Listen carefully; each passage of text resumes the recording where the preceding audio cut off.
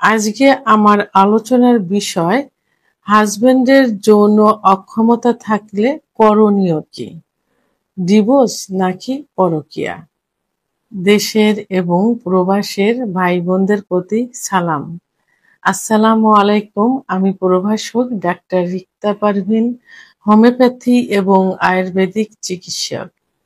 আজকে আমার আলোচনার বিষয় হাজবেন্ডের যৌন অক্ষমতা থাকলে করণীয় কি? ডিভোর্স নাকি পরকীয়া? এর মূল বিষয়টি হলো যে কোনো হাজবেন্ড যদি যৌন অক্ষমতায় ভুগতে থাকেন, অর্থাৎ তার যৌন অক্ষমতা হয়, সেক্ষেত্রে তার স্ত্রী কি করবেন? তাকে ডিভোর্স দিবেন না পরকীয়ায় লিপ্ত হবেন?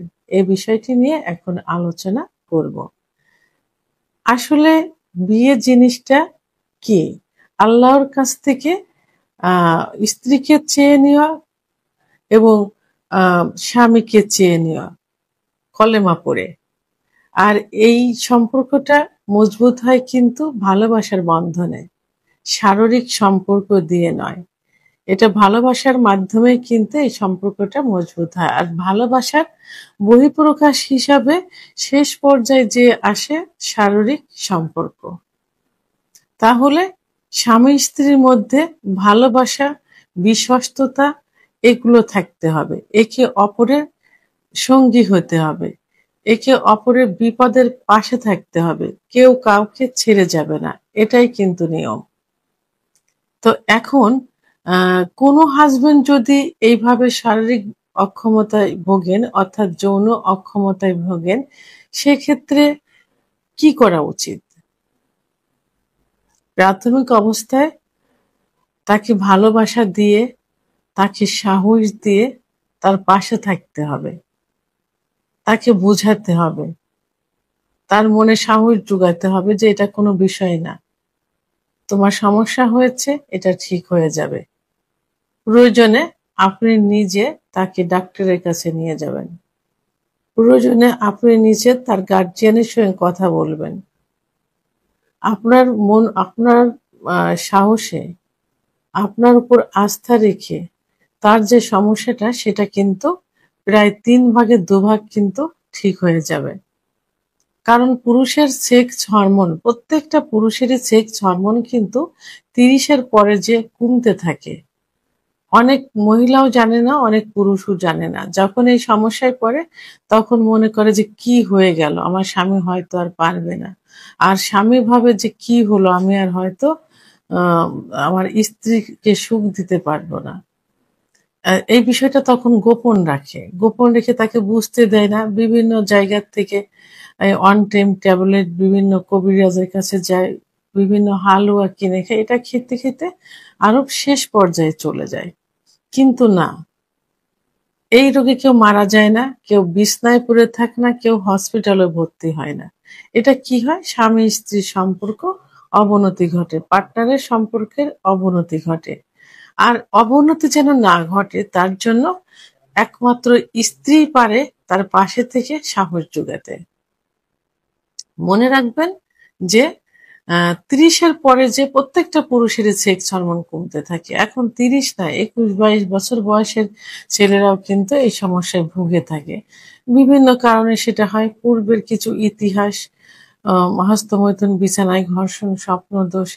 এরপরে 25-এর পরে যে একটা পুরুষ অ্যাডাল্ট হয়, বিয়ে করে, সংসার করে, তখন চাকরি, ব্যবসা বাণিজ্যের জন্য কেউ বাইরে, দেশের বাইরে যায়, কেউ দেশের ভিতরে থেকে ভিতরে থাকে। আবার কারোর বিভিন্ন রোগ, সাধারণত 30-এর পরে ডায়াবেটিস, উচ্চ রক্তচাপ, হার্টের সমস্যা, কোলেস্টেরল, লিভারের বিভিন্ন সমস্যা, রোগ দেখা যায়।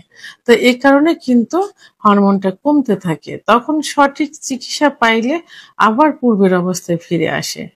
ডায়াবেটিস থাকলে, উচ্চ রক্তচাপ থাকলে ডাক্তারের চিকিৎসাধীন থাকতে হবে, ফলো আপে থাকতে হবে এবং কন্ট্রোল রাখতে হবে। অন্যান্য সমস্যা হলে ডাক্তারের শরণাপন্ন হতে হবে। তো এই এই সমস্যার সমাধানগুলোর পাশাপাশি আপনি একজন ভালো অভিজ্ঞ সম্পন্ন রেজিস্টারকৃত হোমিওপ্যাথি ডাক্তারের কাছে নিয়ে যেতে পারেন আপনার হাজবেন্ডকে। তো তাহলে দেখবেন আগের অবস্থায় ফিরে আসবে। পাশাপাশি আপনি কি করবেন?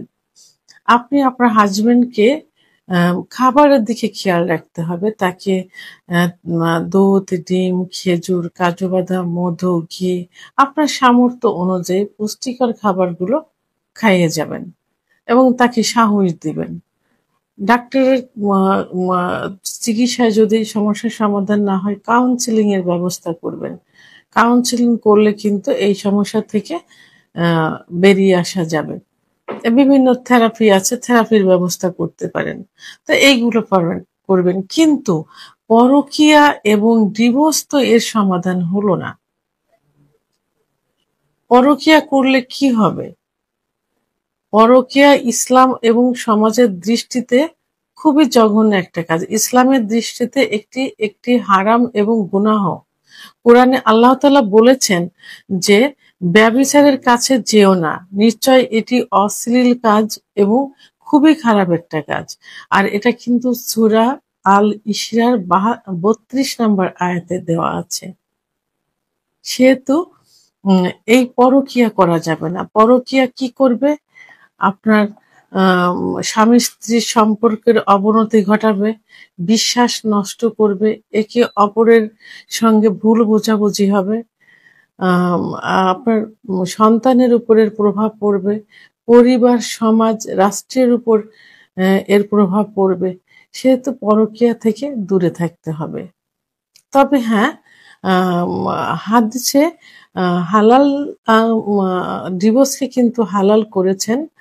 তো সেক্ষেত্রে যদি কোনো সমস্যার সমাধান না হয়, আপনি ডিভোর্স দিতে পারেন। তবে ডিভোর্স সমস্ত হালালের মধ্যে কিন্তু সবথেকে অপছন্দনীয়। স্ত্রীর ভূমিকা ইসলামের দাম্পত্য জীবনের মূল ভিত্তি হলো আ ভালোবাসা বা মহব্বত। তো আপনি আপনার স্বামীকে ভালোবাসা এবং মহব্বত দিয়ে আগলে রাখেন। চেষ্টা করেন। আপনি ডিভোর্স দিলেন, আপনাকে তো আরেকটা জায়গায়ও যাইতে হবে। সেখানেও তো এই সমস্যা হতে পারে। আপনার সন্তান থাকলে সন্তানের ভবিষ্যৎ কি হবে? এই সন্তানের মুখের দিকে তাকিয়ে এবং ভবিষ্যতে যে আরেকজনের কাছে গেলেও এমন হবে না, এমনটা তো না। সেখানেও হতে পারে।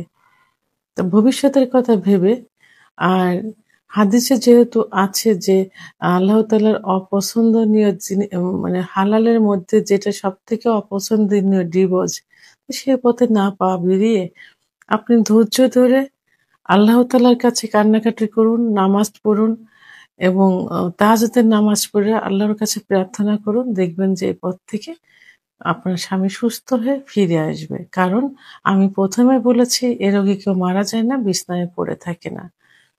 আপনি তো আল্লাহর কাছ থেকে চেয়ে নিয়েছেন। তাকে ফেলে দিবেন কেন? ধৈর্য ধরুন। ধৈর্যশীলকে আল্লাহ পছন্দ করেন এবং আপনি আপনার চেষ্টা চালিয়ে যান। ভিডিওটি সম্পর্কে যদি কোনো মতামত থেকে থাকে অবশ্যই কমেন্টস এর মাধ্যমে জানাবেন।